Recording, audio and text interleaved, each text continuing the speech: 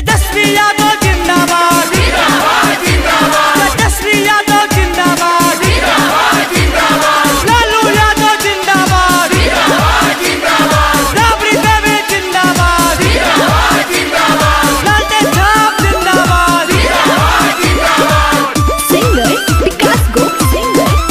पूरा गौवा नगरिया में सोरे बा, अब तेजस्वी के हाला चारों ओर बा। गौवा नगरिया में सोरे बा, अब तेजस्वी के हाला चारों ओर बा। सारा युवा है माना अब की इनको जीताना, सीएम इन्हीं को बनाना। कहीं के जैसे बिल्डिंग में जरूरत है बालू का, वैसे ही हम लोग को बिहार में जरूरत है लालू का। ठीक है, तीर छाप सुनो तुम नजर नहीं आना, सारा लोग हो गया है लालटेन का दीवाना। तीर छाप सुनो तुम नजर नहीं आना, सारा लोग हो गया है लालटेन का दीवाना। जब विरोधी मुश्किल में डाल देता है तो तेजस्वी यादव हजारों रास्ता निकाल देता है।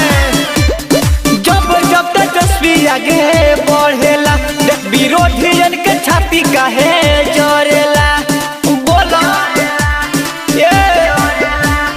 जब जब तेजस्वी आगे बढ़ेला, विरोधियन के छाती काहे जोरेला।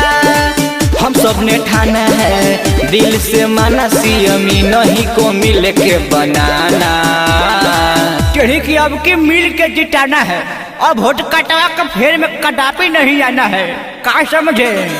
तीर छाप सुनो तुम नजर नहीं आना, सारा लोग हो गया है लालटेन का दीवाना।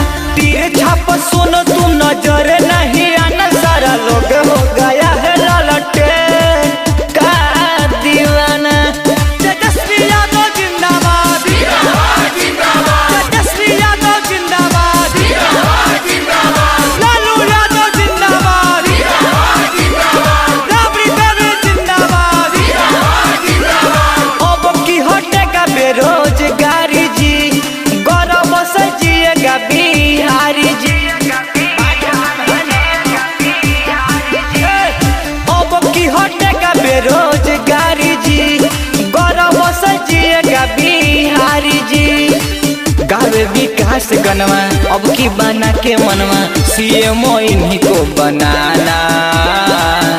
यदि सुन लो, अब की के चुनाव में लालटेन पर घप घप बटन दबाना है। ठीक है, तीर छाप सुनो तुम नजर नहीं आना, सारा लोग हो गया है लालटेन का दीवाना। तीर छाप सुनो तुम नजर नहीं आना, सारा लोग हो गया है लालटेन का दीवाना। सिंगर विकास गोप सिंगर।